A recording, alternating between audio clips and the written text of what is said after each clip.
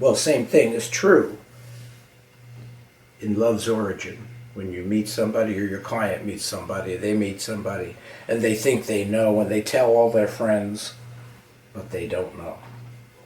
And the wisest thing that you can possibly carry into the conversation is you really don't know.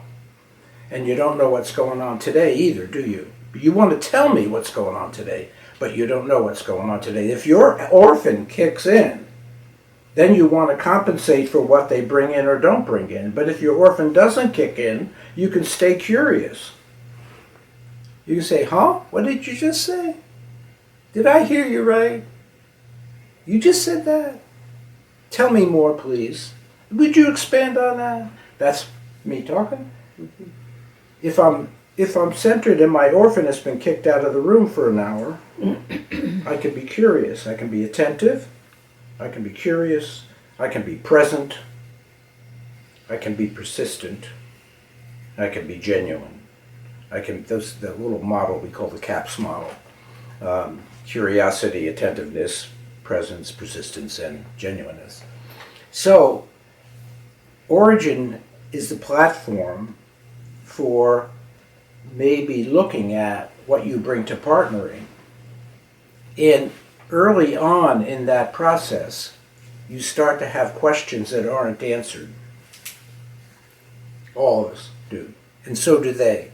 So if you're looking at a couple that's fighting in their 40s and he's chronically drinking and she's working 2 jobs to support their 3 children and him, and he works on and off. You say, we got partners here, don't we? This is a partnership that they invented. He's not doing this bad thing to her. They invented a partnership. And they brought that, dragged it into your office, and flopped it on the floor in front of you.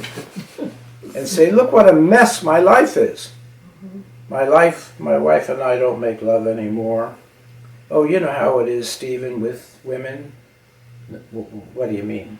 Well, you know how it is with women. You know how women are. No, I don't think I do. What do you mean? Well, you know, they lose all desire for sexuality once they have a baby. Really? That's how women are? Never knew that. Holy cow, that's really pretty important philosophy you got there. And not only that, but she's on the phone with her mother every day. And, you know, and the women friends she has, all they do is talk about what they want to buy and stuff. He has a whole volume, philosophy according to Frank, about women.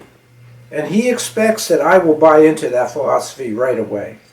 But if you look at it from this model, he's telling you what he brings to partnering. If she comes in, she's going to tell you what she believes about partnering.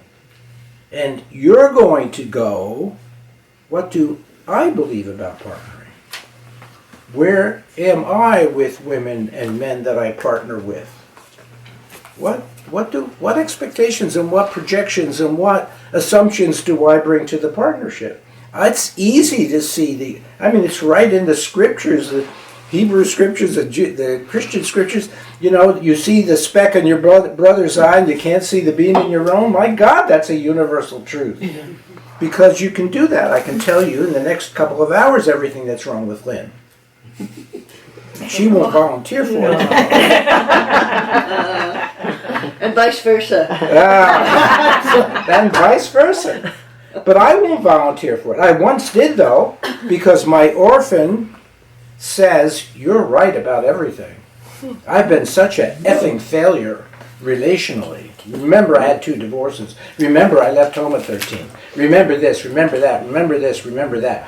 You know, I know that I'm a failure in relationships. All you have to do is confirm that.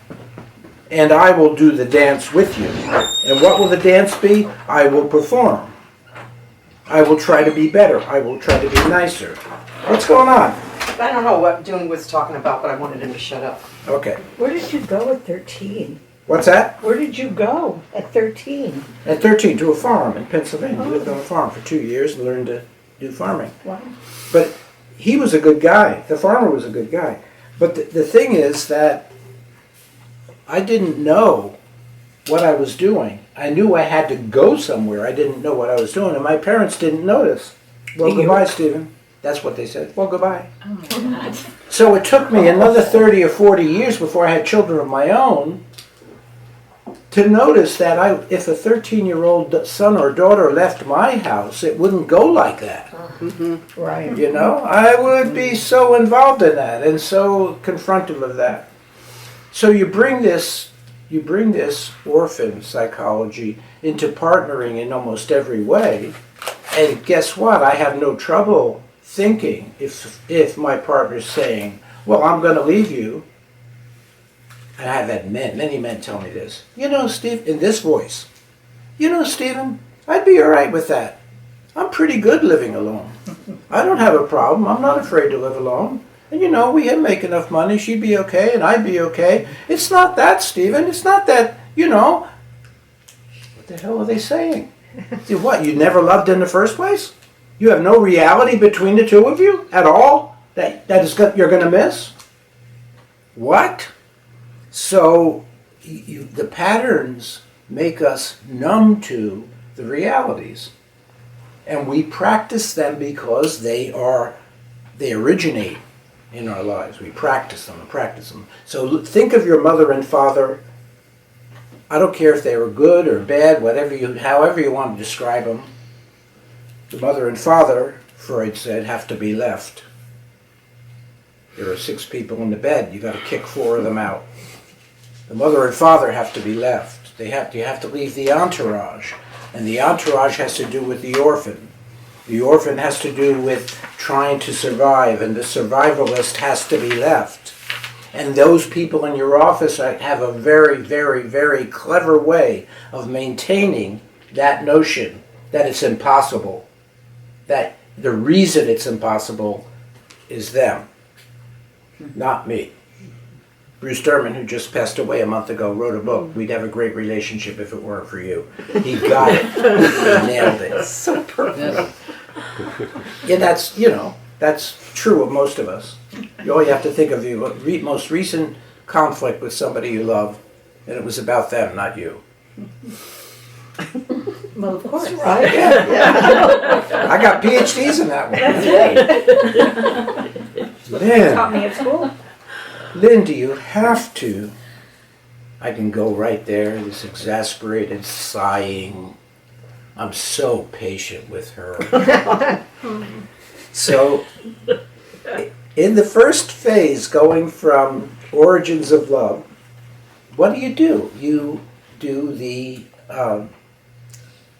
basics. You do the elementary. You know, the concept of elementary came from, I think I told you last time, the Egyptian pottery that had the elementary mother and the transformative mother. And the elementary mother, the pottery, 6, 8, 9,000 years ago in Egypt, the elementary mother was very big in her butt and very small in her chest and very little head. And in Origins History of Consciousness, he has some pictures of that kind of pottery. She was not a thinking, transformative person. She was serving something. She had babies, and that's what she did. Safety, nourishment, and so forth. That's what she did. She didn't have to think, so to speak. That's the elementary mother. And then they had another group of pottery when adolescence hit, which is a time when midlife hits. About the same time. If you, in a typical example, you get married when you're 25 to 30. You hit midlife when they hit adolescence, and when they hit adolescence, your job is to transform you. Oh, we call it midlife crisis. We say men get their hair dyed and buy a new Corvette or something. But what really happens is the elementary stage runs out of gas. You can only do so much bottom wiping and street crossing and making sure they've had their teeth brushed. And then they're on their way, and they're saying, I don't need you anymore in the way I've needed you. Who says, why do I have to? I don't need to do that. And we say, oh, my daughter, my son is so hard. No. You're hard, and they're hard. You're hard because you're facing the exact same thing, only you've got 30 more years on you than they do. And you're facing transformation. Who am I now that I'm 55? Who am I now that I'm 60? What am I going to do when I'm 70? Am I going to be homeless? What do I do for a career? I've never focused on a career. What am I going to do? Who are my friends? Where do I want to live? What about this body that I look in the mirror and I don't like? It's lumpy. What about this voice that I have? It's getting croaky and crackly and I don't like my voice. What about this? What about that? I've been in your bathroom, yeah. How did I trip over nothing? I have a woman who said to me, do we have to break? Pretty soon. I have a woman who said to me, Just I look in the mirror in the bathroom and I think, am I ever going to trip over those? And she thought it was really, really funny, and she laughed and laughed. I didn't know what she was talking about. I guess it's a joke among some kinds of older women. Talk about And the breasts they Playboy. had when they were I missed it when they entirely. were I was so really focused. the breast. Well, the way you said it, Lynn said it differently. Lynn said to me, I said, how's it feel to be 50 or 60, whatever she was, and she said, well, I used to walk in Starbucks and men would turn their heads. Now I walk in Starbucks and they look right through me. That was a sad moment. Yeah. So we have body awareness. When and they we do call too. you ma'am. Yeah. So elemental ends right around the time when we're looking at what needs to be transformed. I'm no longer the woman that walks in Starbucks and turns heads. Well, I'm no longer the man that can jump over fences and stuff. I'm no longer the man. I built my, 40 years I've saved my money, and I built my kingdom, I've built my retirement fund and so forth. And now what? That I'm 55 and paunchy. Or now what? Now what? I'm 60 and a guy I see who's very, very wealthy, he says, my son just doesn't want to have that much time with me. And he's worth $200 million, so he has a lot to give his son, a lot to offer his son, a lot of wisdom, a lot of smart. He wants his son to succeed.